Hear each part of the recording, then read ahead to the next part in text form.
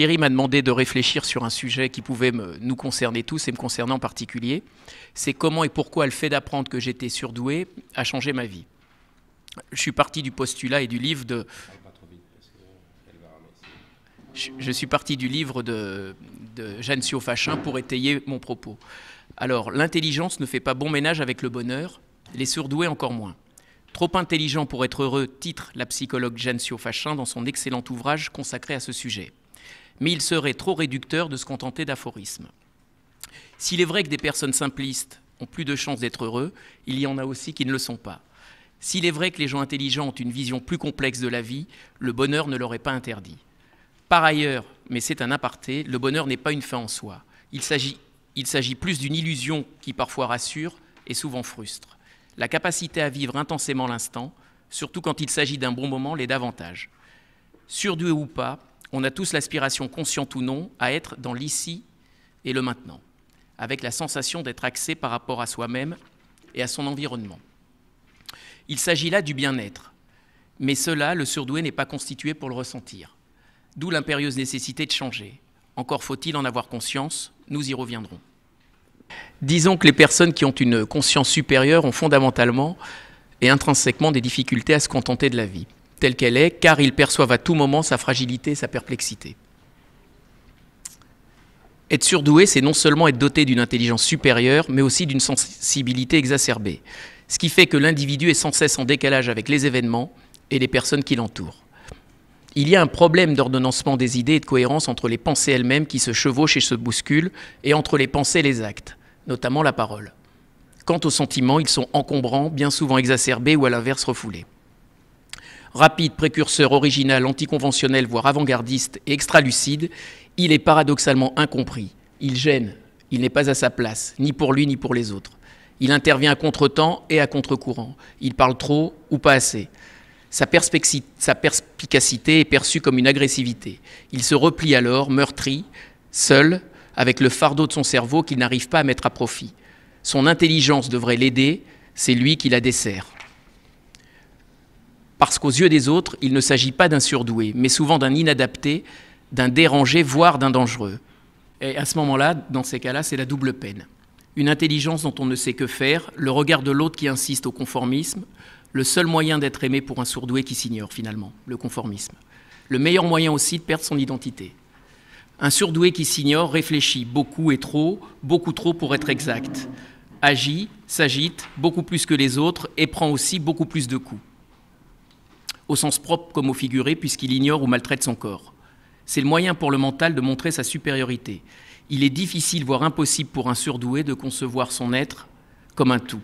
Bien souvent, sa vision des choses et de sa propre personne est morcelée. La plénitude pour un surdoué est une sensation étrangère. Son drame est que son intelligence n'est pas reconnue car elle n'est pas canalisée. Pire, il peut réellement passer pour un fou. Le surdoué n'a pas de spécialité, si ce n'est celle d'avoir une perception aiguisée de la réalité et presque de l'univers dans sa globalité.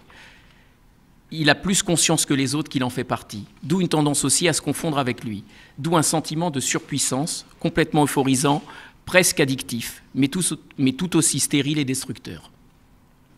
Tout cela, le surdoué qui s'ignore le ressent, mais ne sait pas de quel mal exact il souffre.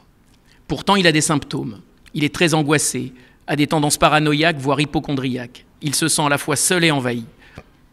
Seul, car peu de personnes sont à son niveau de conscience, et envahi par des personnes qui ne le comprennent pas, par qui il se sent jugé, voire condamné, par des personnes dont les centres d'intérêt n'ont absolument rien à voir avec les siens et avec qui il s'ennuie profondément. Il ressent aussi très fortement un sentiment de non-réalisation personnelle. Sa conscience de l'infini des possibles le renvoie en permanence à une sensation de vacuité concernant sa propre vie. Pour schématiser, les autres ont tout et lui n'a rien, et pourtant il n'envie pas les autres, si ce n'est leur inconscience. C'est simplement que le surdoué est à un niveau de cérébralité difficilement compatible avec une vie normalisée, tant sur le plan affectif que matériel. Enfin, au lieu de connaître des succès à répétition à la hauteur de sa vivacité d'esprit, le surdoué est souvent confronté à des échecs à répétition, tant sur le plan scolaire ou professionnel que sentimental. La rencontre avec l'autre et les autres, à quelque niveau que ce soit, est difficile, puisqu'un surdoué n'accepte pas la situation telle qu'elle est et ne comprend pas qu'elle ne soit pas comme il voudrait qu'elle soit. Pour l'autre, le surdoué est constamment insatisfait, imparfait, impatient, inconstant, égocentrique. Or, le surdoué est tout sauf cela, en réalité. Il cherche juste à comprendre pourquoi il n'est pas comme les autres. Donc, le surdoué n'est a priori pas à envier quand il n'a pas conscience du mal qu'il habite et que tout le monde lui renvoie en permanence. Dans le meilleur des cas, la personne surdouée est diagnostiquée pendant son enfance, car elle possède des aptitudes supérieures qui dépassent nettement la moyenne des capacités des enfants de son âge. Dans ce cas-là, il existe des prises en charge adéquates, on est ici pour le savoir, pour accompagner l'enfant et transformer son handicap en atout. La probabilité alors devient donc élevée pour que le surdoué mette à profit son intelligence par de grandes réalisations, à condition, et ça c'est une condition sine qua non, de canaliser son énergie d'une façon qui mette en valeur ses talents. Souvent, c'est à l'âge adulte que le surdoué prend conscience de son état. Dans le cadre d'une psychothérapie, par exemple, il arrive aussi qu'en apprenant que son enfant est surdoué, le parent prenne conscience de son propre état.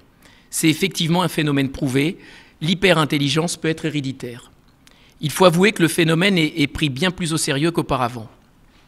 Il y a encore quelques années, il était presque de bon ton de dire que l'on avait un enfant surdoué.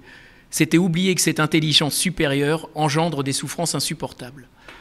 La bonne nouvelle dans tout cela, c'est que savoir que l'on est surdoué peut permettre de changer sa vie. Il y a en réalité deux catégories de surdoués, ceux qui l'ignorent et ceux qui le savent. Pour les premiers, leur état est un handicap. Pour les seconds, il devient un atout. C'est pourquoi savoir que l'on est surdoué permet rien de moins que de sauver sa vie. Savoir que l'on est surdoué permet rien de moins que de sauver sa vie. Donc, de fait, ça y est, le mal est identifié. Ouf, ce n'est pas une maladie incurable. Ce n'est pas une infirmité, ce n'est pas une fatalité. C'est encore moins un crime que l'on a à expier. Il s'agit simplement d'une intelligence qui n'est pas mise à profit correctement et qui engendre un profond déséquilibre, tant intérieur que vis-à-vis du monde extérieur. Finalement, ce n'est donc que cela. Je suis trop intelligent. Bon, il faut être honnête, le diagnostic soulage. Le fait de nommer une différence est en soi salvateur. Tout comme toute différence d'ailleurs, qu'il s'agisse d'une maladie cardiaque, d'un handicap mental ou d'une narcolepsie. Et cette différence porte un nom. Elle est explicable et reconnaissable. Une fois la différence identifiée et nommée, il est alors possible d'en tirer des conséquences. Il est toujours plus facile de gérer le trop que le pas assez. Il s'agit juste de comprendre dans un premier temps que le mental n'a jamais résolu un problème et qu'au contraire, il en crée. Un mental non canalisé, c'est vouloir remonter l'océan à contre-courant. C'est passer des heures et des heures à chercher le pourquoi du comment et le comment du pourquoi. C'est ressasser sans cesse le passé, puisque le cerveau ne connaît rien de l'avenir. Il mouline en empêchant d'avancer. Le cerveau est un frein à main et donc ça devient du sabotage. Or, le surdoué est aussi doté d'une sensibilité supérieure, de capacités extrasensorielles et d'une intuition hors pair. L'intuition, c'est rendre l'intelligence intelligente. Le surdoué sait qu'il est intelligent, mais il a une très forte propension à perdre complètement confiance en lui, au point de ne plus rien ressentir ou ne pas savoir l'utiliser. Pourtant, le surdoué doit parfois s'arrêter de penser. La recette est simple et à la fois très compliquée. Libéré de ses pensées stériles, le potentiel du surdoué est alors décuplé. Il lui suffit alors d'agir pour réussir, en suivant son intuition infaillible. Libéré du poids de sa pensée, son énergie devient alors constructive. Il peut alors mettre à profit son extraordinaire lucidité et sa capacité de jugement. Naturellement, l'intelligence est canalisée, l'agressivité née d'un potentiel non utilisé disparaît, l'angoisse s'estompe. De fait, on se réapproprie le cours de sa vie. Les autres ne sont plus des ennemis mais des alliés, et on prend enfin conscience que chacun, quel que soit son niveau de conscience, est à sa place et a quelque chose à transmettre. On prend conscience aussi que le but n'est pas d'être meilleur que les autres, mais de rendre le monde meilleur. On prend juste conscience que l'intelligence ne sert à rien en tant que telle. À elle seule, elle ne sert qu'à anticiper le pire, s'en prémunir et s'inventer des parades virtuelles. Elle ne sert qu'à réinventer la réalité et mettre en place des scénarios improbables, mais pourtant vraisemblables. À ce jeu-là, on est sûr de perdre alors que l'on avait tout pour gagner. C'est le cas du surdoué qui s'ignore. Le surdoué qui le sait ne se servira plus jamais de son intelligence à mauvais escient. Il sait qu'elle peut être son pire ennemi. Plus concrètement, une solution s'impose alors au surdoué qui le sait. trouver un équilibre entre ces différentes composantes, dans la dualité entre le cerveau gauche, qui contient l'intelligence rationnelle, et le cerveau droit, qui contient quant à lui l'intelligence émotionnelle. Ou encore, selon la conception jungienne, entre l'animus et l'anima, c'est-à-dire entre la composante masculine et la composante féminine qui est en chacun de nous. Il s'agit aussi, d'une certaine façon, de la cohabitation harmonieuse entre le triptyque corps, âme, esprit. Tout est question d'équilibre. Pourquoi le surdoué souffre-t-il? Précisément en raison de ce déséquilibre. De la même manière qu'un moteur de Ferrari ne pourra pas fonctionner dans un châssis de Smart. Un surdoué dysfonctionne de la même façon lorsque son activité physique est insuffisante ou lorsque sa vie émotionnelle et affective est carencée. Dans la même logique, Tarzan à New York aura des difficultés à s'adapter. Un surdoué, c'est un peu cela. Une personne profondément inadaptée à son environnement, dont les comportements vont apparaître inexplicables et en premier lieu à lui-même. À ce moment-là, quand justement Tarzan à New York, lui, a des difficultés à s'adapter, et je sais de quoi je parle justement, c'est un peu la problématique du jour. Alors, cela est d'autant plus problématique que le déséquilibre est quasi automatique dans la mesure où la barre du potentiel cérébral est placée très haut. Cette fonction étant hypertrophiée chez le surdoué, de facto, toutes les autres sphères essentielles à l'épanouissement de la personnalité de l'individu sont loin derrière. Mais alors, comment trouver ce fameux équilibre? Il n'y a que deux manières. Un nivellement vers le bas qui consiste à revoir ses facultés intellectuelles à la baisse, de façon à avoir un niveau équivalent de chacune de ses composantes. À ce moment-là, l'individu sera alors apaisé, avec un risque assez fort d'insatisfaction. Mais il sera apaisé tout de même, ce qui représente chez lui un luxe, à savoir une nécessité dont il n'avait jusqu'à présent pas accès. Un nivellement vers le haut, qui consiste à hisser ses autres composantes, émotionnelles, artistiques, corporelles, à la hauteur de ses capacités intellectuelles. Cela représente des efforts importants, mais aussi une aventure intérieure passionnante. Le surdoué qui ressentait alors une situation d'échec personnel va renaître à lui-même, en se fixant des défis dans des domaines qui lui paraissaient jusqu'à maintenant inconnus. C'est un véritable voyage intérieur dont il s'agit, dont on ressort forcément grandi. La connaissance de... Donc nous avons vu la solution qui consiste à descendre de niveau finalement, et ce que j'ai fait quand même pendant pas mal d'années, et j'ai défini une autre solution, à mon avis, qui est éminemment plus intéressante. La deuxième solution est aussi plus exigeante, mais extrêmement exaltante. Il s'agit de tout remettre au même niveau, de façon à se réconcilier pleinement avec soi-même. De toute façon, le surdoué qui le sait, qui sait donc, qui maîtrise son potentiel, n'a pas le choix. Soit il compense son surplus d'intelligence, soit il en crève, soit il en meurt. L'hyperactivité cérébrale, si elle n'est pas compensée par le sport, la rêverie, la créativité, la détente, le rire, la tendresse, etc., se transformera pour lui en sentiments mortifères, pouvant conduire jusqu'à des formes sérieuses de dépression, d'addiction, et même jusqu'au suicide. Donc, le surdoué n'a pas le choix. On ne lui pardonnera pas de s'arrêter au milieu du gué. Son intelligence ne lui donne aucun alibi. Il doit impérativement en faire quelque chose. Science sans conscience n'est que ruine de l'âme. Rien n'est plus présent dans l'esprit du surdoué qui le sait. Il réussit alors, à ce moment-là, à sauver sa vie, conscient que chaque pouvoir crée des devoirs. Le premier d'entre eux est la recherche de ce fameux équilibre intérieur.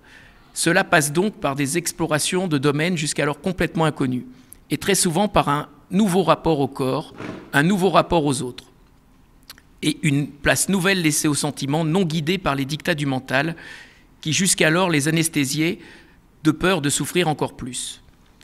Le leitmotiv du surdoué n'est plus l'ébullition des idées, mais la recherche de l'équilibre.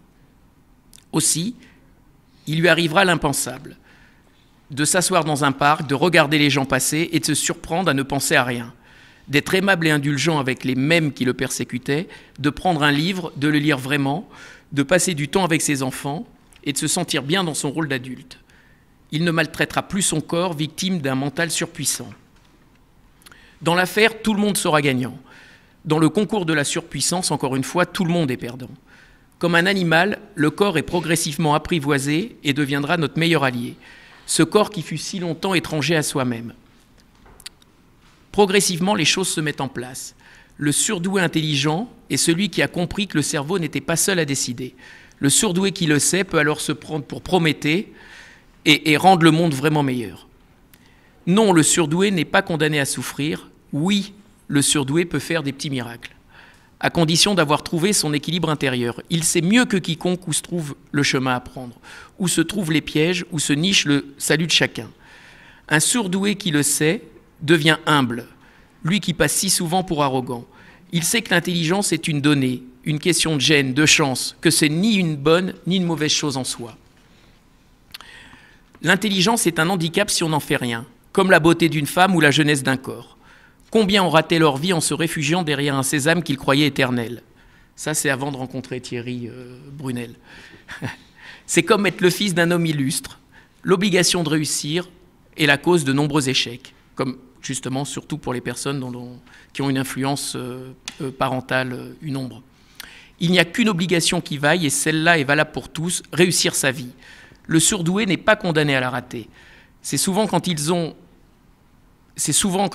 il a le sentiment que c'est le cas, que lui est donné la possibilité de vivre les choses différemment, conforté par sa singularité ou dans sa singularité.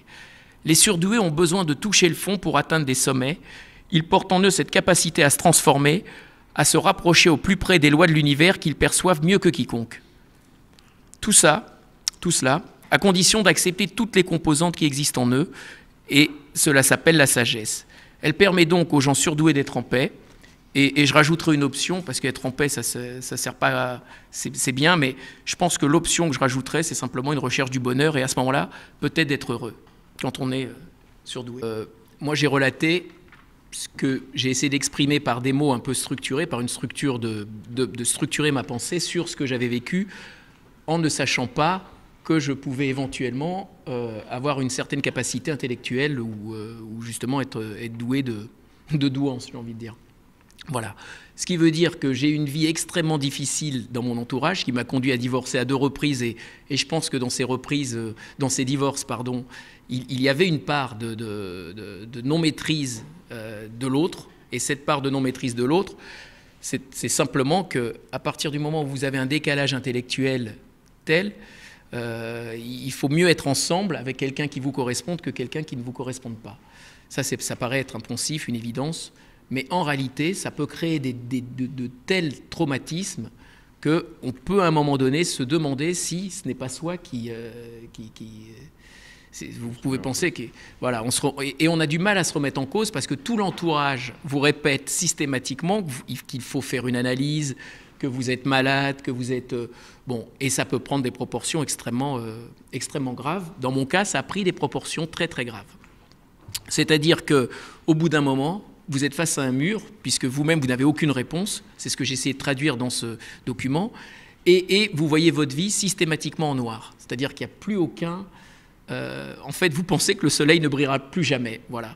Ça rejaillit sur vous, sur votre entourage, je l'ai dit, et sur vos enfants, évidemment, parce qu'eux-mêmes pouvant être surdoués, juste c'est le cas de le dire, on peut aussi se retrouver dans un choc, une partie frontale, c'est-à-dire que une partie frontale, c'est-à-dire que les enfants peuvent être surdoués, un des parents est surdoué, un des parents ne l'est pas, et à ce moment-là, ça ne va plus, le triptyque n'est pas respecté, il n'y a plus d'harmonie nulle part, et réellement, me concernant, ça a eu des conséquences physiques assez importantes, puisque je pense que j'ai eu des troubles, j'ai fait une paralysie faciale, j'ai perdu la vue sur un œil, l'œil droit d'ailleurs. Bref, donc c'est bien pour ça que ce sujet m'a touché quand Thierry m'a proposé de traiter cette réflexion. Voilà pourquoi. D'autre part, et je conclurai peut-être avec ça, c'est que si je n'avais pas rencontré Thierry justement pour qu'il m'éclaire de façon quasi obligatoire au travers d'ouvrages, au travers de son analyse, je pense que je ne serais tout simplement pas forcément là en train de vous expliquer ce fait. C'est-à-dire qu'il y a 2 paramètres qui pouvaient exister, c'est-à-dire soit c'est une maladie et j'aurais été emporté parce que, comme je l'ai défini, on est tous hypocondriaques, donc il y a une accélération à ce moment-là, puisqu'encore une fois, on n'a aucune réponse. Contrairement à une maladie, elle, réelle, c'est-à-dire un cancer, c'est la fatalité, vous êtes soigné, une dépression, on peut en chercher les causes. Là, il n'y a aucune autre cause que votre cerveau qui ne fonctionne pas au même niveau que celui des autres, Mais comme vous êtes le seul dans ce cas-là, forcément, vous vous retrouvez extrêmement isolé. Donc, vous-même, malgré votre degré d'exigence, vous pensez abandonner. Vous dites, c'est plus la peine, parce que si les 20 ans qui me restent à vivre sont comme ça, je ne vois pas l'intérêt.